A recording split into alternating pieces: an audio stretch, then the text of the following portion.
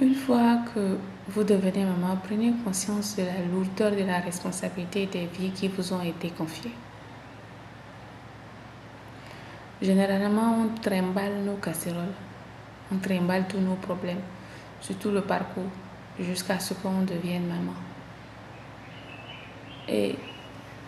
très peu de mamans prennent conscience de leurs blessures intérieures. Très peu de mamans, à un moment de leur vie, que ce soit par déclic ou que ce soit par, je sais pas, un événement qui s'est produit et qui leur a permis de comprendre qu'en réalité,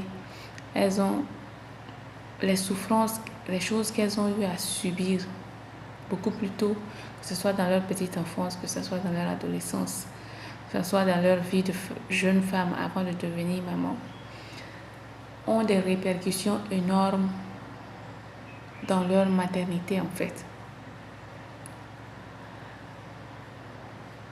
Quel que soit ce que vous avez subi, c'est une blessure qui a été créée quelque part intérieurement. Même si on a passé le temps à vous chicoter, ça vous a créé des blessures intérieures, ça vous a créé des insécurités, dont vous avez peut-être forcément conscience ou pas. Il y en a qui ignorent complètement la douleur qu'elles ressentent et qu'elles continuent de transporter, leur propre souffrance à elles.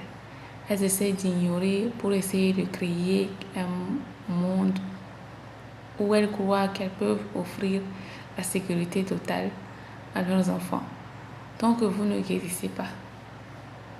tant que vous ne prenez pas le temps de mettre le doigt sur tout ce qui ne va pas à l'intérieur de vous, tant que vous ne vous posez pas en face d'un miroir pour vous regarder réellement, en toute transparence, et prendre la décision de vous faire passer vous. Quand je dis vous faire passer vous avant, c'est-à-dire dans la guérison, inconsciemment ou consciemment, vous allez faire du mal à vos enfants. Et certaines mamans, elles croient que comme elles ont vécu certaines choses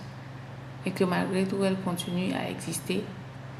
et qu'elles ont pu fonder un foyer, qu'elles ont pu avoir des enfants, même si les erreurs, ce que je dis erreur, c'est-à-dire les choses qu'elles ont eu à subir ne se répètent pas de la même manière. Parce que quand vous êtes quelqu'un qui a été frappé beaucoup en tant qu'enfant, vous allez chercher à éviter ça à votre enfant parce que vous allez dire, moi je connais cette douleur-là, je sais ce que c'est.